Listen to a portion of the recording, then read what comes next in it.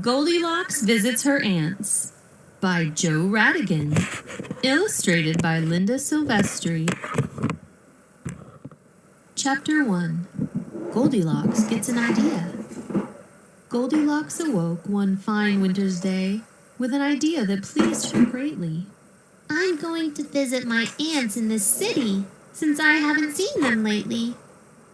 Her parents cringed and hemmed and hawed, in hopes of finding a way to say no. They loved their daughter very much, and they didn't want her to go. Her dad said, "Do you recall not long ago, you broke into the house down the block? You bothered those bears who have since moved away, having never gotten over the shock." I'm older now, said Goldilocks, and I would never again intrude on anyone's home or break their stuff. I realize now that's rude. "But your aunts are all strange," her mother said, "in the city so large and wild." And to themselves, her parents thought, "And a bad place for a troublesome child." Of course, Goldilocks got her way, even though her parents were tense. They needed something to give to the girl who didn't have much common sense. "We agree to let you go, but only on one condition. You must take along this special bag we bought from a magician." Goldilocks grabbed the canvas bag and placed a hand inside. Wait a minute, this bag is empty, the spoiled, bewildered girl cried. Chapter 2. Goldilocks in the City. Goldilocks took the bus to the train and walked for some time in the snow. Even without the directions, she remembered which way to go. Finally, the building with the revolving door. Goldilocks spun 20 times around and then launched herself toward the lobby, landing dizzily on the ground. I love to spin, yelled Goldilocks as she walked to the elevator. When the door opened, an otter got off with his good friend Alligator. The otter politely held open the door. Goldilocks pushed her way in and said nothing. The otter looked at the gator and said, "That girl's rudeness is simply disgusting." Goldilocks pressed all the buttons inside, which caused one kangaroo to complain, because instead of going straight up, they stopped again and again and again. After 10 minutes or so, the elevator was at the right floor. "Oh no," Goldilocks sadly exclaimed. "I can't remember which door." She'd lost her cell phone on the train, so she couldn't text or call. With a groan and a moan, she came to see that she'd have to knock on them all. Chapter 3. Behind Door Number 1. Door number 1 wasn't locked or closed, so she walked in without a care. She ate all the porridge left out on the table and broke an uncomfortable chair. Goldilocks thought she had the right door, and her aunts were all out shopping. So she ran around and made a mess without pausing once or stopping. After lunch, feeling tired, the girl found a bed full of lumps. I know my aunts won't mind if I smooth this bed with some jumps. 3 bears came home while she was napping and couldn't believe their bad luck. "Not you again? How inconsiderate to come in here and run amok." We moved to get away from you, Baby Bear said with a tear. Goldilocks ran as the bears tried to pounce. "We're going to end your housebreaking career." Goldilocks didn't know quite what to do, so she put her hand in the magical sack.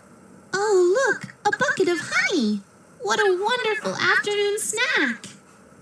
As the bears grabbed the bucket of honey and forgot their horrible fit, Goldilocks took the opportunity to run away lickety-split. Goldilocks was disappointed that she had made the same mistakes. I've got to do better next time, no matter what it takes. Chapter 4. Behind door number 2. At the very next door, she pounded but didn't go in till invited. See, I've learned to wait so patiently, Goldilocks said, all excited. Once in the apartment, however, Goldilocks was confused to see a waddle of penguins playing video games on a large flat-screen TV. With a carpet of ice and a couch just as cold, she said, I don't think this is the place.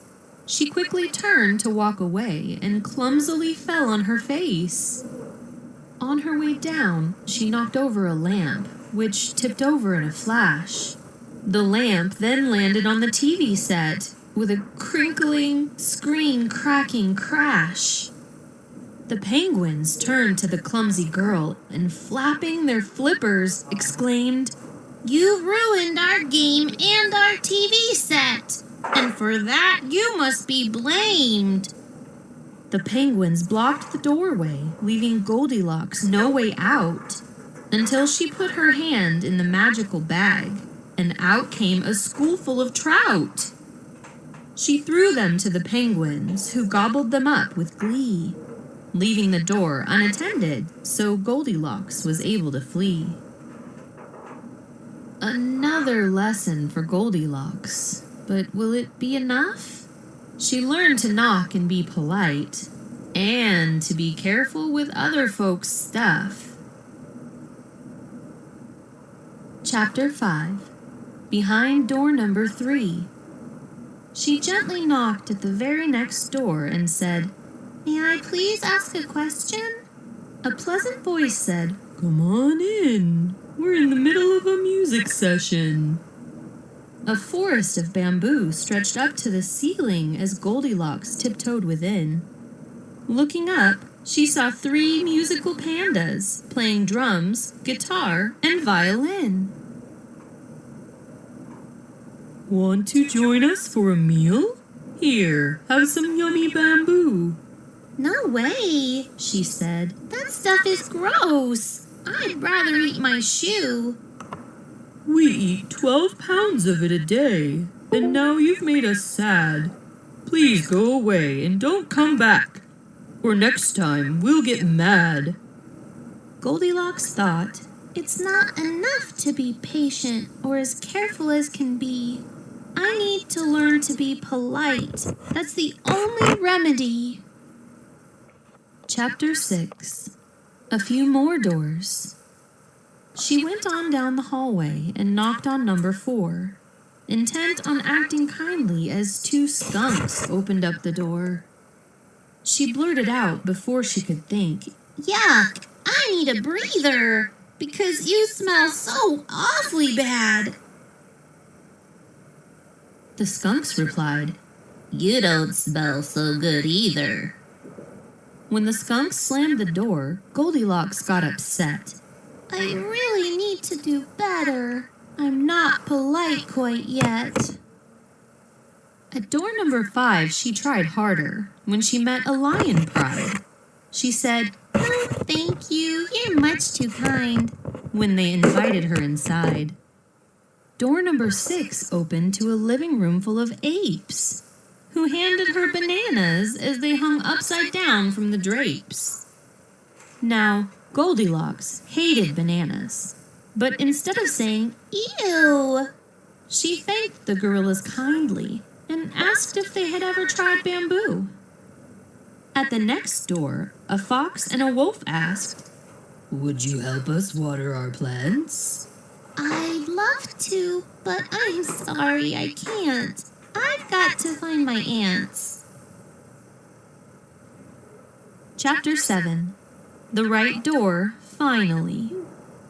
At each new door, Goldilocks tried to be patient and careful and kind, until finally, at the end of the hall, was the last door she could find. Come in, came a grumpy voice when Goldilocks knocked politely. She had learned that people responded even when she knocked lightly. Goldilocks turned the big doorknob and took a little peek.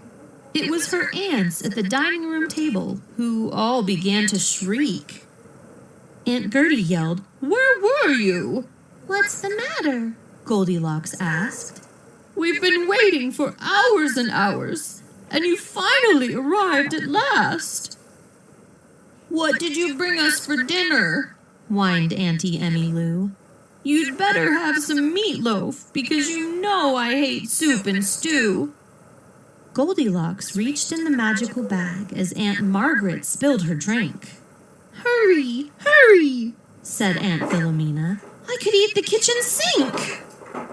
Goldilocks pulled out each item her aunts wanted and desired, and after the mess of dinner, they all complained that they were tired. She knew it was time to go back home. This evening was simply the worst. But just then, Goldilocks realized there was something she had to do first. Chapter 8. Lessons Learned. She grabbed some paper from the magical bag and wrote and wrote and wrote. Then she slipped underneath each neighbor's door a sincere apology note. Downstairs in the lobby, she ran into the otter and a shrew. Good evening, said the otter, and Goldilocks said, Same to you. My aunts are rude, impatient, and sloppy, she thought as she put on her hat. I know I have a lot to learn, but was I ever as bad as that? At the revolving door, Goldilocks waited till a group of flamingos came in. Then she turned around 19 times. I may be growing, but I still like to spin,